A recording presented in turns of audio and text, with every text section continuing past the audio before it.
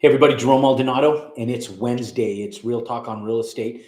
And today I'm excited to bring to you guys a Q&A session for you guys. One of the big things with our Q&A session is that I'm going to move this light a little bit.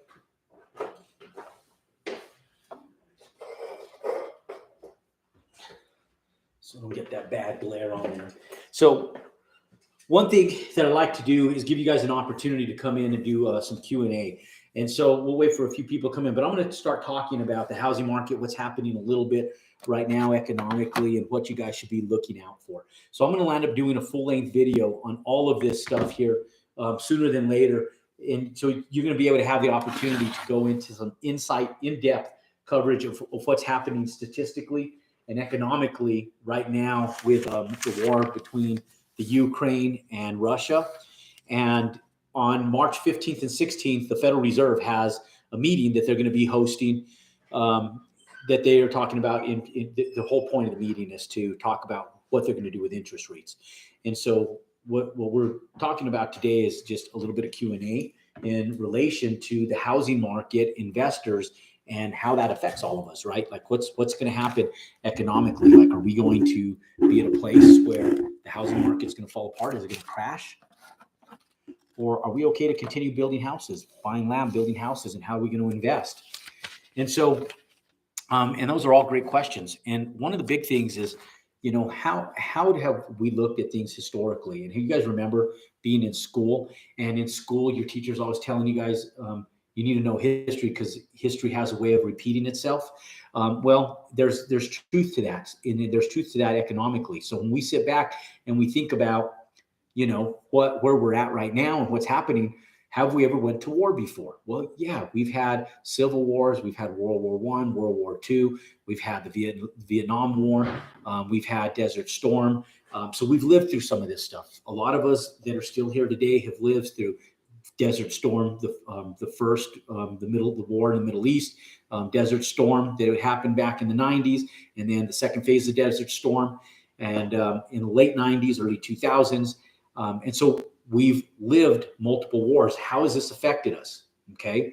The war against the Taliban and what happened to us in 9/11, and all that's war. And so when we talk about the Ukraine being attacked by Russia, does that affect us economically? And the answer to that is yes, it does affect us economically, because anytime there's uncertainty in the world, ladies and gentlemen, understand that people refrain from buying and spending, okay, to some degree. And why is that? Because they watch the news. And so what happens is they watch the news, they're filled with garbage and information. They're just filled with all this garbage. What's up, Ronnie? How are you today? Welcome. And so any of you guys, this is a Q&A session. We'll have people slowly start rolling in. And as you guys do, if you guys have questions in relation to the housing market, the potential for the rising interest rates, if you guys have questions related to what's happening economically right now and how we're going to be affected by the war against Russia and the Ukraine, those are all great topics to talk about and where I foresee the world going economically. So look, we invest indefinitely throughout the course of any economic uncertainties. And the reason why is because really the only people, if you look at history and you look at the world in relation to the last 70 years, okay, so if you go back to 1950 and you go from 1950 to 2020 and you look at 70 years worth of history and you look at stuff coming out of the Great Depression and post Great Depression all the way to today, you'll notice that the stock market indefinitely has went up at gradual, healthy growth over the course of time. Now, there's peaks and valleys all the way through that, but the peaks and valleys start here and they go up like this. And through the course of time, those peaks and valleys get us from here to right up here. You look at the housing market, it's the exact same thing. So you look at it historically, there's going to be peaks and valleys, right? But historically, they go up. So in spite of this year, we see this massive spike in the last 2 years of real estate prices, inflation, right? Just massive peak. And then you're going to see a dip. Then you're going to see it peak again. And over the course of time, you're going to see this up and down activity. Now, I remember, and I'm going to tell you guys this quick little story real quick, and I'm going to tell you guys how this affects us and how this even affected me mentally. So I remember going to 5 different states, our 5 most distressed states in 2008. One of them was Florida. I went and looked down in Florida. We went and looked down in Arizona. Okay. Went and looked at Nevada. Went and looked in New York City. And then we went and looked at California. Those, ladies and gentlemen, were the big 5. Those were the big 5 states that we had the biggest, the largest recession in 2008. Okay. I went and bought and invested in Arizona, my primary state that I invested in. But I went and bought a house in California. And I remember going to California, and we were down in Laguna Beach. And when I went and did this, I remember looking at the prices, and I said, okay, where were they at the height of the market? And they said houses in Laguna Beach were selling for about $1,100 a square foot. They had went all the way down to $600 a square foot. And I said, shit, let's buy, right? And so there was some that went down as far as even $400 a square foot. But most of them averaged about that $600 square foot range. Well, we landed up buying just in late 2009, early 2010. Prices were starting to come back up just a tad bit. We were at about $680 a square foot when we purchased. So as I saw the prices go back up and they got closer to $1,000 a square foot, I never in my wildest dreams thought that the prices would get past $1,100 a square foot again, because I just thought, well, that got us into the disaster that we were in, right? Relating the price of the house to the recession. And it wasn't the price of the house that got us to the recession. It was the way people financed those homes that got us into the recession. It was it was all of what was happening in the banking sector that got us to the recession. And so hence, that's why the banking laws changed. That's why the CFPB was put together, and we cleaned that stuff up. So we're at a very different place right now. But I remember as the house that I purchased got to that level, I remember turning to my wife and saying, damn, houses are selling for between $800 and $900 a square foot. We should count our lucky blessings. Let's just sell, because there's no way it's going to get back up to $1,100 a square foot, because that's what got us in that mess the first time. I was contributing the price of the homes and inflation to where we're in the recession. Totally different dynamics. So I sold it. Hence, I should have kept it. The houses up there in that area now, pre-pandemic, were in excess of $1,300 a square foot. I haven't even researched them now post-pandemic, but if the rest of the world presents itself to the same dynamics of inflation down in Laguna Beach as they did it nationwide, they're probably $1,500, $1,600 a square foot for some of the same real estate.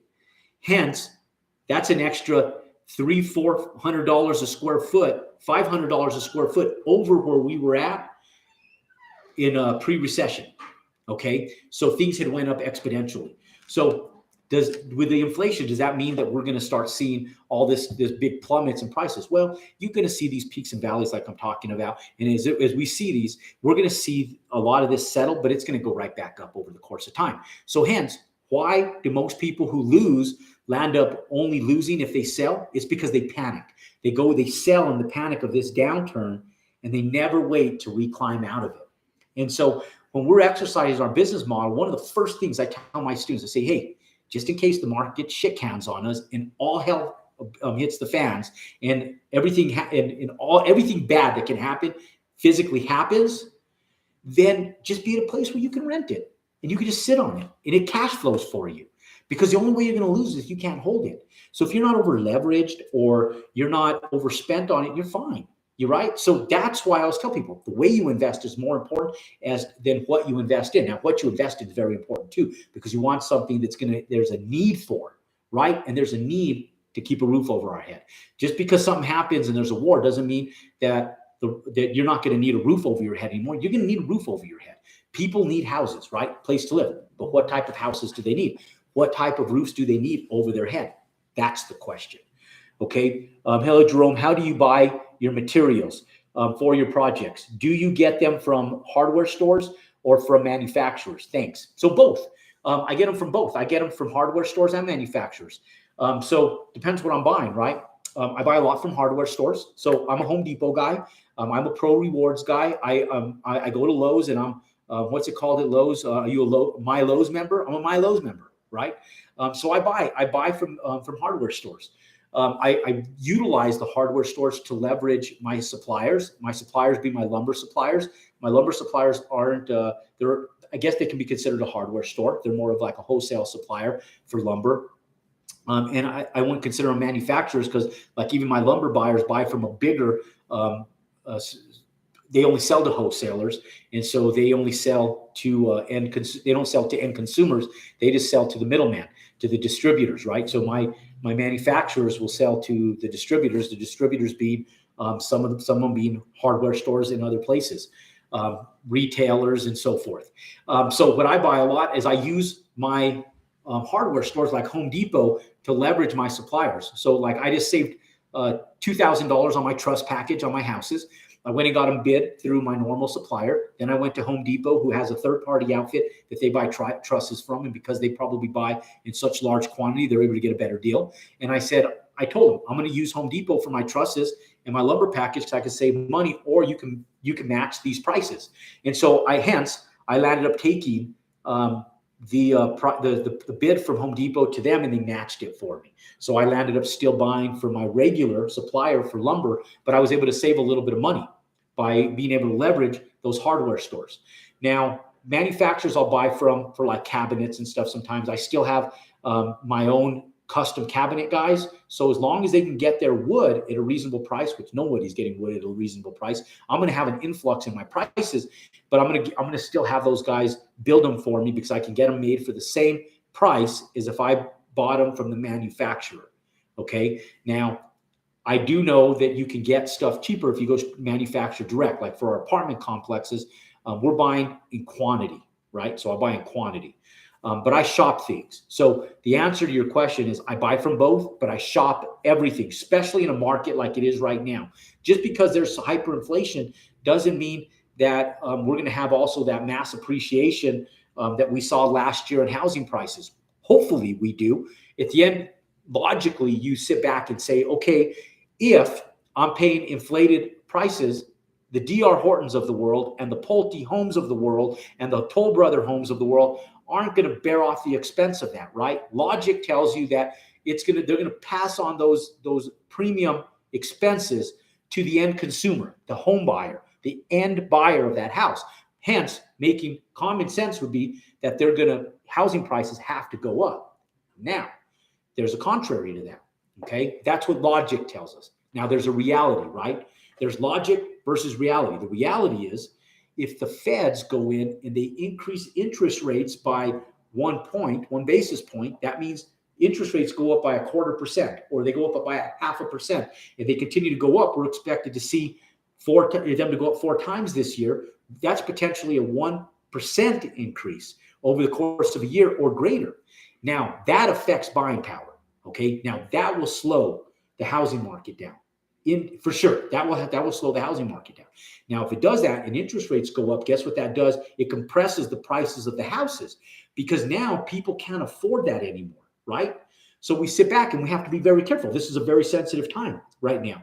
Like, you just don't go out and just exponentially spend and say, okay, I'm going to get it out of my house because I know that there's appreciation and the housing prices have to go up. So instead, what we do is we sit back and we go, okay, common sense would mean that this would happen, and logic means that this happens. But the reality is that if interest rates go up, how does that affect us? So we sit back and we go, okay, if interest rates go up, housing prices stabilize, but there's still appreciation of products and services, then we as the builders, we as the investors, we have to bear those costs. So you have to be very sensitive to expenses. You have to be very sensitive to the cost of what all of what you're doing is going to cost to buy land and build houses, or buy land and build apartments, or just as a consumer buying a value add project, buying a house for a fix and flip, or buying an apartment complex and doing a value add to it. Because can the end consumer, do they have the affordability to pay that price at the end of all that value add, those renovations and everything else? Okay, so we're shopping. Okay, we're shopping. Now, Ronnie asked, I am actively searching for land for my first build. I'm a little concerned in timing, 6 to 8 months out with interest rate hikes and war causing fear in buyers' thoughts. Okay, so here's what you need to be thinking about, Ronnie, because we're building still. We're going to continue building. The way we think about building is slightly different. Okay, now lumber prices continue going up. If the war continues, lumber prices are going to continue to go up. And we're starting to see, so we're pulling back a little bit from our lumber stuff right now. So if you have, let's say 3 months before you even get permit, don't be buying lumber right now. There is a risk factor in that, because if you buy the lumber now, then you know it's locked in. If you underwrite that deal to be able to purchase your lumber today and it works, the numbers work today, then you know you're locked in. The risk you have is that if the war, and our analysts are telling us, now we don't know if our analysts are right or not, correct? We're speculative. They're speculating that this is going to be a short-lived war. So God willing, it is, right? But exercising on worst case scenario, it might not be. So what we're doing, because I'm willing to risk the fact lumber's so expensive right now, it does have the potential of going up more, but we've seen like a 200% hike over the last 2 years. It's been ridiculous. So we're sitting back now. We're at our all-time high right now. Lumber right now today is at an all-time high. We have never in history, historically, seen lumber prices this high. So they continue going up. Well, if interest rates go up and lumber prices go up, the Federal Reserve is going to force us into a recession. It's going to force us into a recession. Now, will they do that? They can. That's the potential. So you have to start thinking about, what is it worth if I have to rent the house? Because, Ronnie, the only way you'll lose is if you have to shit can that house and sell it. Okay? So if you're in a financial position where that house indefinitely has to sell, don't build it. Okay? Now, we're in a position where we can build and we can hold if we need to. That's our worst case scenario. So we have to build in an asset class that makes sense, right? Like, you don't go off and build a 4,000 square foot house, because how many Americans do you know that are in the market to rent a 4,000 square foot home? Very few. Okay. But how many Americans do you know that have families and need to rent a 3 or 4 bedroom house that's between 2,000 square feet and, say, 2,600 square feet? The mass majority of the American population is sitting in that cusp, right, Ronnie? So because they're in that cusp, we sit back and say, okay, what does the mass majority need? They need a good median home, right? Something between maybe 1,800 square feet and 2,500 square feet. Stay in there. And if you get stuck with it, lease it. So, one of the areas that we're building in is down by Palm Springs, California. It's a big rental market area. So I sat back and I was telling one of my business partner, Dave, I said, Dave, look, we may get stuck with these houses out here. There's a good chance we may get stuck with them. So if we rent them, short-term rentals average $600 a night out there. I said, even worst case scenario, $400 a night. Do the math. $400 a night. And even if we're only leased up 80% of the time, and we have 20% vacancy on short-term rentals, that's $109,000 a year in rental income. That's our gross income. That's our gross operating income. Now, even if we spent $30,000 hiring somebody to go in and clean the facility and run it for us, we're still at a place where we're making over $70,000 a year in rental income on that house. Now, if that house cost us, if our cost to build that house and also acquiring the land was, let's say, $450,000, and we don't have to finance our profit. We don't have to finance our selling expenses, our sales commissions. We don't have to finance our closing costs. We don't have to finance our profit. We're estimated to make $170,000 per build. So we make $170,000 plus we're going to pay $50,000 in commissions and closing costs. That means $220,000. We don't have to mortgage, right? Don't over mortgage it. Don't try to go out and get an equity line of credit and mortgage it at $640,000. Just mortgage it modestly. Get your original down payment money back out of the land and whatever you put into it. Don't finance your profit, Ronnie. Don't finance your profit back out. Don't finance your closing expenses back out, for God's sake. Leave it where you still have your profitability worked in there. That's an extra $220,000 that we have in equity in that build. And so if it's $640,000, we're only gonna finance out $420,000 on the mortgage. So even if interest rates rise, we have a $640,000 house that may take us a year to sell it for that, but we can do a short-term rental for a year, make $70,000 in net income doing it. And then in a year, we can even sell the house at a discounted price of maybe $50,000 off. And instead of making $170,000, we only make $120,000 on the house in profit. And if we do that, we just made $70,000 in revenue, net revenue, in that year. So total, we made $190,000 in income on that house. It just took us an extra year to do it. Okay. Or we have a little bit more profitability. We can take a condensed price resale on it. So even if houses go down 20% and we lose part of our profit in that reduced price, and let's say we only make $80,000 on that house. Well, we still get out of it. We made an $80,000 profit per unit, per house, and we're still at a good place. And that's why I always tell people, don't go in and build a house in the mean area where everybody's in the $350,000 profit. Be a $350,000 house, because by the time you buy the land, you build the house with all the appreciation, you might have a $40,000, $50,000 margin in there for profitability. But if the housing market compresses, you're screwed. You can't sell it because now your profit just went down to zero. By the time you pay the realtors, the commissions, the closing costs, you lose. So I tell people, go just over that. Go and build a house just over that. Don't go build $1 million house, but why don't you start building a house between $500,000 and $650,000 or right thereabouts? Because if you hit that market sector, now you hit somebody that's a little bit more affluent, your profitability goes up substantially more. And now you have a little bit more wiggle room in there to sell for a discounted price or a nice home that you can rent, lease, and then sell off a little bit later. Okay. So that's my recommendation, Ronnie. Ronnie, it has to fit a business model. Yes, it has to fit our business model. Yes, pound, inner circle. Bam. That's when you're working with me. That's why you guys want to work with somebody who's been doing it for 20 years and live through cycles of the market. Because like I tell Ronnie's part of our inner circle, and I tell Ronnie and tell everybody in there, don't be reinventing the wheel. Don't be going out there and reinventing how we do this. Follow our business model, because if you follow our business model has worked in worst case scenarios in there. And hence, you can get through a downturn economically. And if you look at things historically over the course of time, stocks, bonds, crypto, real estate, if you look at it from the 1950s to today, it goes up in value.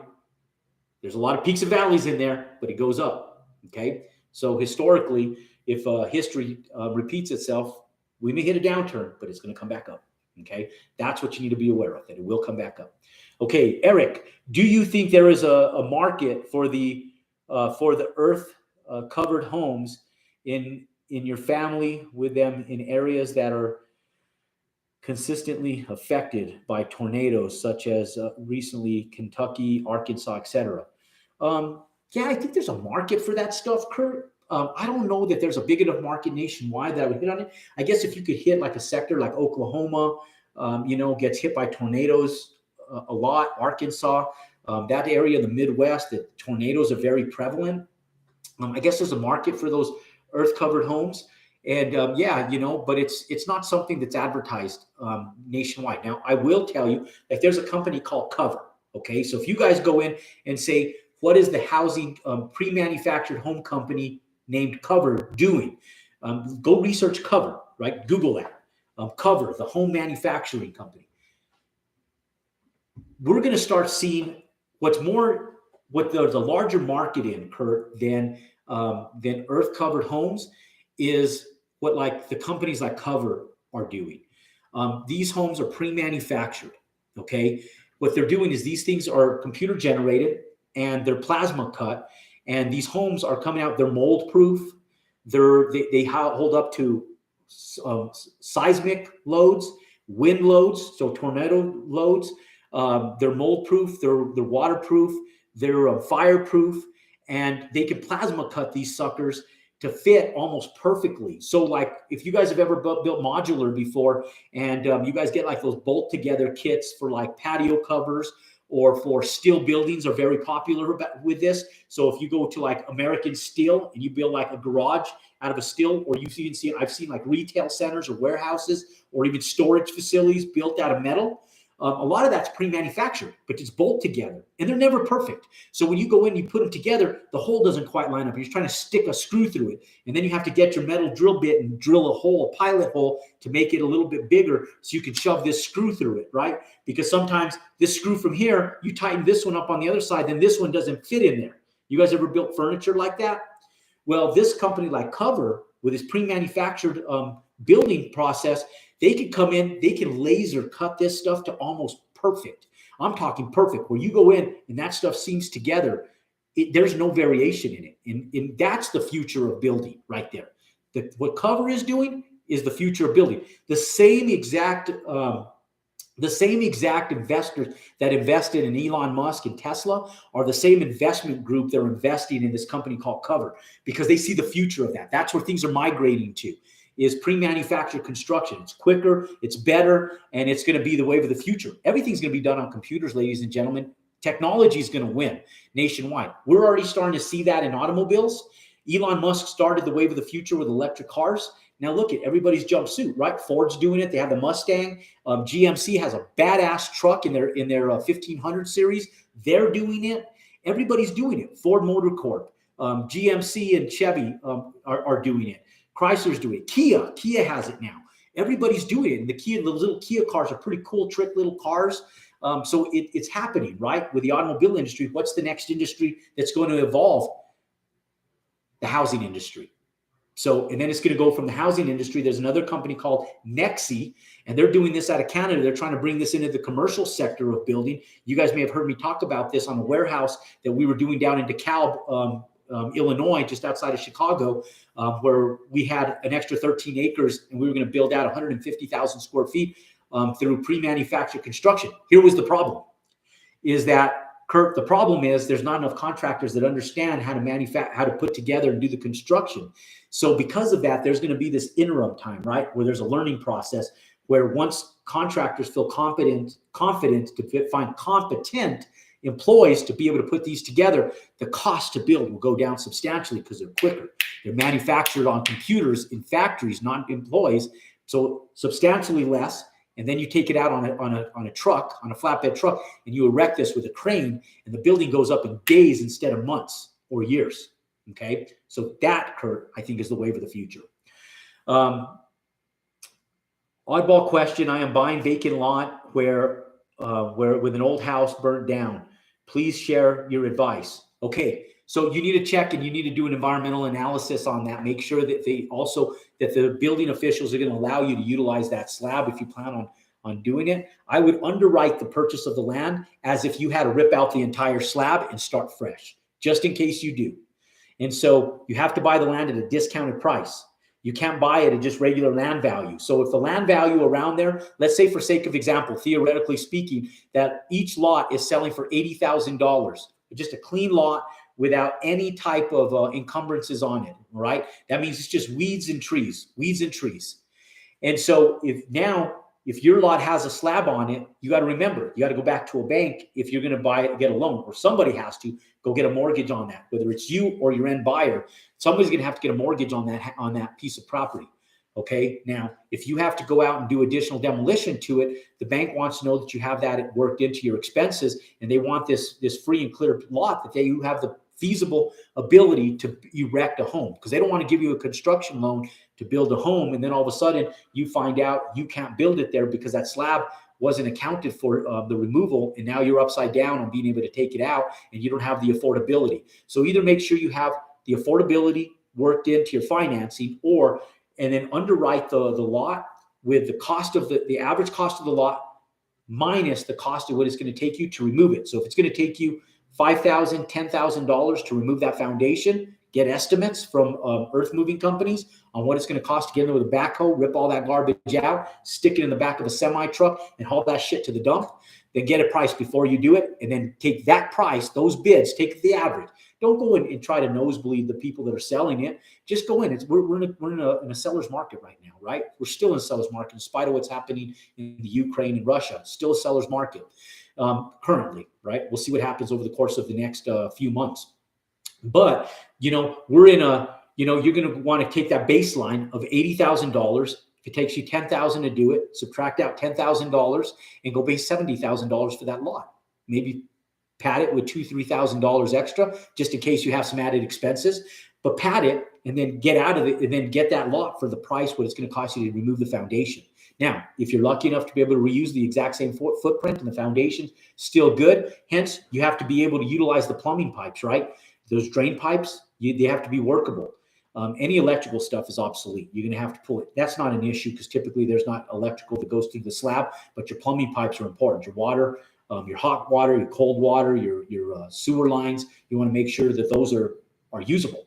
And if not, the cost to demo it and then rebuild. Okay, so not too bad of an oddball question. Okay, Amu, concerned about water and electricity. Okay, those are what I'm concerned about. Don't worry about electric. Electric won't be an issue because you can pull electric in through the wall and then it goes over your trusses all overhead.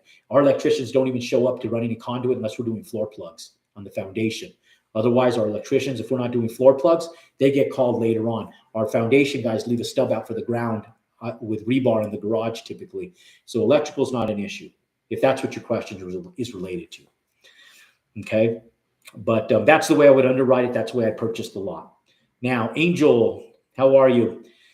What areas around Southern California do you think is a good idea to buy a lot and build besides Palm Springs? Burbank, I mean, anywhere that's a growing population. Watch, this is what I do. And then I do a little bit more research, but I'll get my phone and I'll say,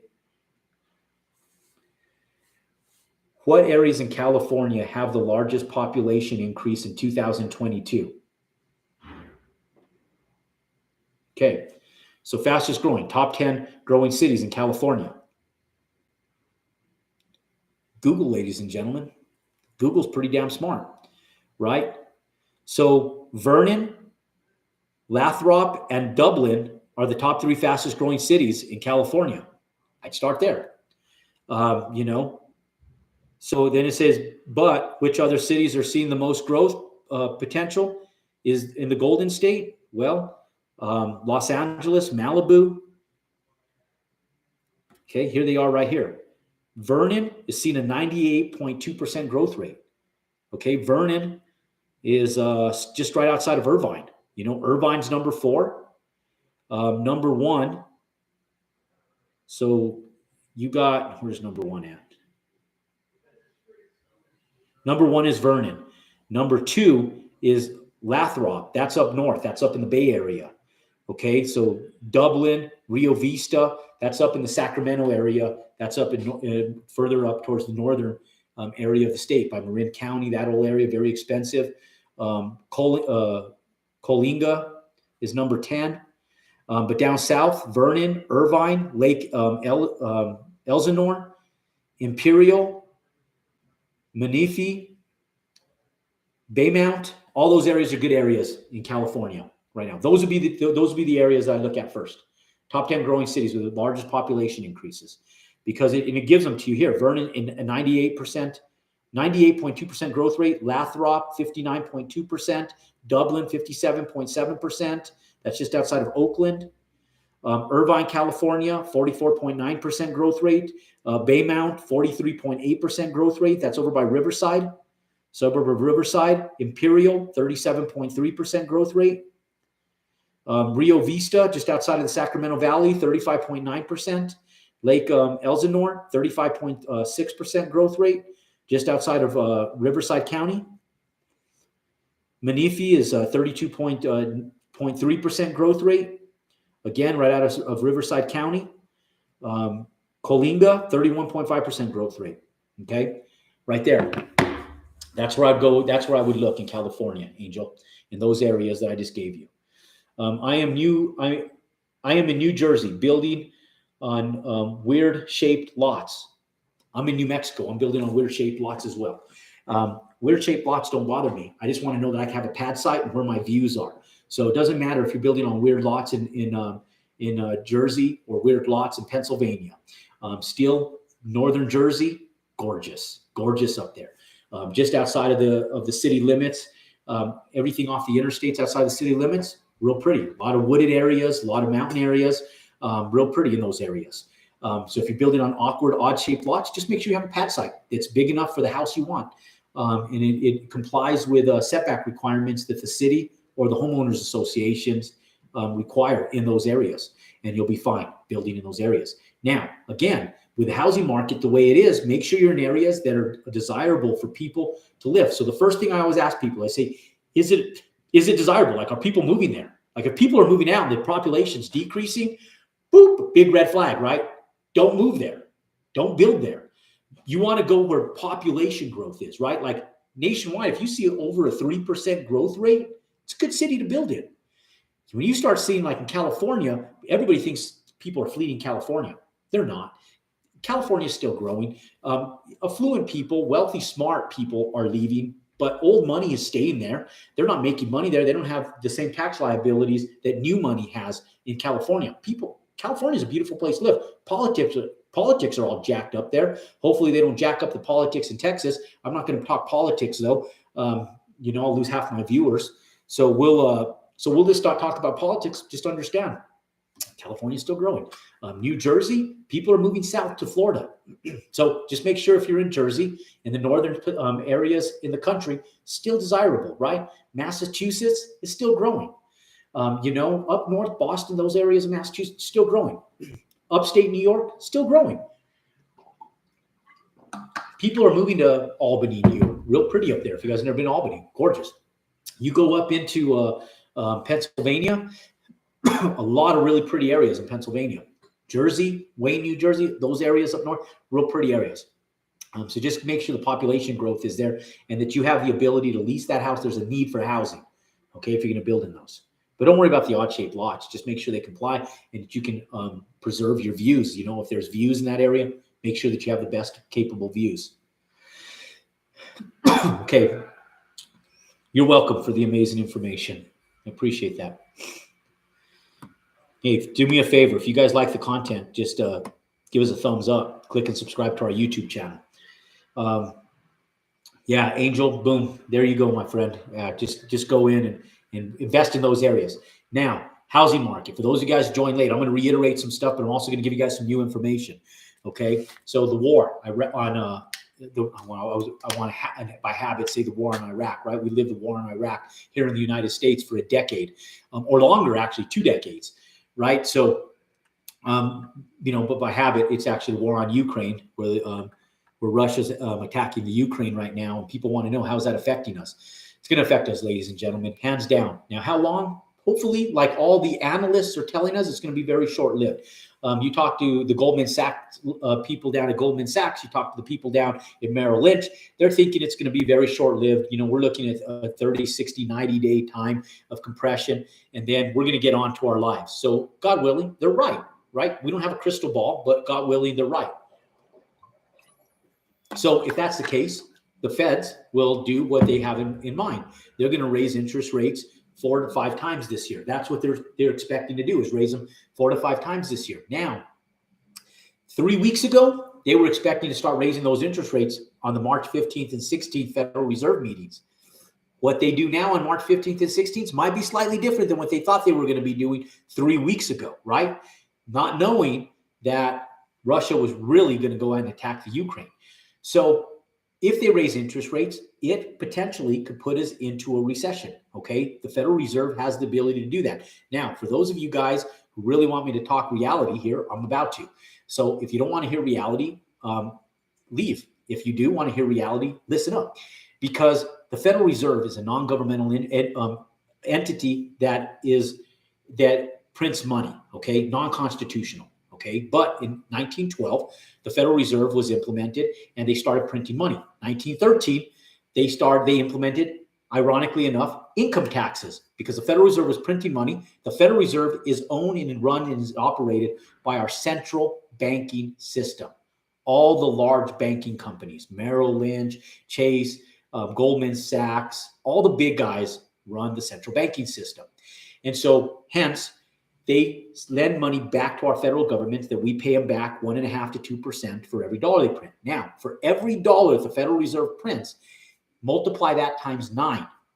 Because for every dollar they print, they can lend that money out 9 times. So if they print $1 trillion, they can lend out, in addition to that trillion that they printed, 9 trillion more dollars. Okay. Now, who's the largest holder of real estate in the world? The central banking system, right? The central banking system, who's giving out the mortgages, have the largest holding of real estate, directly or indirectly, right? Indirectly being you're the mortgage holder, but they still have an interest in that property, being that they are the mortgage holder of that. You're the interest. You own the real estate, but they have the mortgage. They're holding the mortgage, so they have the lien on that property. Okay. So how do they acquire more real estate? Well, if they increased interest rates and they create a recession and people start foreclosing on homes, then they start creating inventory through the central housing banking system. And then when those go into foreclosure, the ones that are governmentally insured through Fannie Mae and Freddie Mac, they get paid back for the non-payment of these loans because they're federally insured loans, right? So they get the insurance money back. So now the banks have the house and they have their money back. Now they start deploying it. So for those of you guys who have put offers in on short sales or have put offers in on REO properties, bank-owned properties, and they've taken forever, it's because they're in no rush to sell them off. That's why they take so long a lot of times. So they'll slowly start releasing that inventory out into the market, because if they flood the inventory too quick, it decreases the prices of the houses. So hence, what happens is if they raise interest rates and it puts us into a recession with everything that's happening in the Ukraine, because what's happening in the Ukraine is real, right? Anytime there's uncertainty in the world, people refrain from spending. So anytime there's not money circulating through the world economically, and spending slows down, it starts affecting merchants, business owners, starts affecting everybody, right? So now revenues start to drop on small business owners. Revenues, then layoffs start happening. Unemployment rises, okay, which we already have all that happening right now anyways with COVID, right? Unemployment's high. And so now it goes up even higher, and then interest rates go up. People can't spend and can't afford houses. That puts a plateau on the housing market. Inventory becomes plentiful to the banks, and now they get insurance money back from the banks. Now they start deploying that out slowly back into the market, and then it becomes now a buyer's market, and it turns it economically. Okay, so that's the worst case scenario. I'm giving you guys the worst case scenario, the worst case potential that can happen, right? So what you do is you just hold your real estate. You wait for all this to weather under worst case scenario. You lease your houses, and because people still need a place to live, ladies and gentlemen, it isn't like people are living under cardboard boxes. I mean, they are, right? They're living in tents, but that's more of a opioid epidemic, and that's more of a drug issue. But there's a reality to that where it's not 100% opioid and drugs use. There is a reality where inflation has pushed people out into the streets, and there's a lot of elderly people that can't afford rent, can't afford homes anymore because they're on fixed income. So there's a reality to that as well, right? So it's not just the opioid epidemic, but that's a large percentage of it. Okay. So anyways, nonetheless, let's see. Nika, thank you for your time. Appreciate you being here. Kurt, Uncle G just talked about the top 10 markets last week: Florida, Arizona, Texas, and the Carolinas. Yep. And I'm right in tune with those. We're buying, Ty Lopez and I are buying in Miami again. You'll see me up there next week. And we're looking at small boutique hotels that we're going to be buying down in South Beach and in that area. So we'll be up there. And Florida is great. We're building. We have a lot of people on Inner Circle. They're building houses up in the Florida market. That market's going to continue to thrive. Texas, hands down. There was no recession in 2008, 9, and 10 in Texas, and there's not going to be a recession there now. Economically, Texas is just a badass, solid state. Please, California people, don't go to Texas and fuck up Texas. Please keep your politics in California. Don't fuck Texas up. Texas is the Old West. And I'll tell you, there's never been an economic issue in Texas. It's one of the strongest economies, top 3 strongest economies in the world, if it was its own country. So I'll tell you guys, Texas is a great state to invest in. We're making our push into Dallas right now. I've been looking for business partners to build that multifamily, cost-effective model with our multifamily. If you guys follow what we're doing, we're going into areas, right? These, in my opinion, are recession-proof, right? And time will tell. But you build a Class A asset with all the amenities, you have to pay premium rents to get people in there. And when there's a compressed market, what do people do? They dump off all those amenities. So instead of building that, what we've said is, you know what, let's strip out those amenities. Let's go build a Class A asset without the amenities. But we can build it for substantially less per square foot if we're not putting a swimming pool. If we're not throwing in elevators and we're building just 3 stories tall, in most municipalities, we don't have to put elevators in there. Now, if we don't have all these amenities and we don't have all the commercial use in there, we could save $500,000 to $1 million in sprinkler costs if we do a residential sprinkler system. So we strip all these down and there's a business model to it, obviously. And we take out all the big amenities out of there. Little tiny sales office, but it's a new build. It's new construction. And now where people are renting a one-bedroom apartment for $2,500 a month in a Class A apartment, I can rent that same person an apartment that's brand new construction, very similar, but without the amenities for like $1,700, $1,600 rent. Where are they going to move to when the market compresses? They're going to move out of that $2,500 a month rent that Uncle G is buying, and they're going to move into my stuff. Okay, not that what Grant's doing is wrong. He just has a different business model. My business model works. We're developing, so I want to be protected financially. So why do I have over 350 units under construction right now in 2 different states? Because the business model works. I'll be in Phoenix tomorrow. You guys will see me up there. We'll be checking on my apartment complex that's under construction right now, 104 units. And then I'm going to be looking at some land up there and another piece of land over in Tucson tomorrow as well, that we're looking at building out another 130 units on right now. Same business model that I'm telling you guys about. And we're going to be doing the exact same thing in Texas. Okay, so we're looking for business partners down in Texas that can help us run and manage the construction down in Texas. Also come to the table with affluency and some cash too, obviously, but we're going to be doing that in Texas. Great market. Okay. Arizona, we're in. I mean, I've been in Arizona since 2008. We're killing it in Arizona. Carolinas are great. They're just too far of a plane flight for me for the returns. But if you guys are on the East Coast, Durham, Raleigh, that whole area in the Carolinas, kicking ass. One of the #1 housing markets in the world. Okay, great place to invest. Okay, now the thing that the Carolinas need is they still need stronger economics. They're getting there. They're not as strong as Texas, Arizona, and Florida, but they're getting there. But even Florida, it functions more on tourism, vacationing, and empty nesters, right? So the tourism industry in Florida is what their economics rely on. Outside of Myrtle Beach and Carolina, they function a little bit on tourism too, but they need a little bit stronger economics in the Carolinas. But it's growing. So a lot of people love the Carolinas. Kesher, what's up, bro? How are you, my friend? Okay, ladies and gentlemen, we are pushing that 30-minute mark. Give you guys a whole shit ton of great information.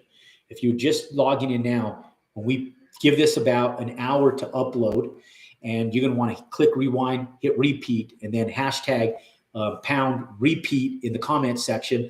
And we're going to watch all this because there was a lot of great questions up above, and there was just a lot of good information that I gave you guys with the current conditions of what's happening in the market. If you guys like the information, you guys want to see more, click and subscribe to our YouTube channel. Don't forget to give us a thumbs up, ladies and gentlemen.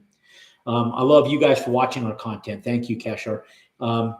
Jerome, are you doing any projects in Houston, Texas? Not right now. I don't have a business partner in Houston. I would love to do more stuff in Houston. There's no building. There's no zoning. There's no zoning in Houston, and you don't even need a contractor's license to build in Texas. So I love Texas. So I'm going to reiterate what I said about Texas. Houston, San Antonio, Dallas, Fort Worth. Those, ladies and gentlemen, are the 3 markets that I love the most. Austin is exponentially kicking ass. But once you see that exponential growth, like in Austin, then you have to worry about it settling a little bit. So Austin is the exception, right? They've seen exponential growth. Texas always has just steady, healthy growth over the course of time. They don't have an elevated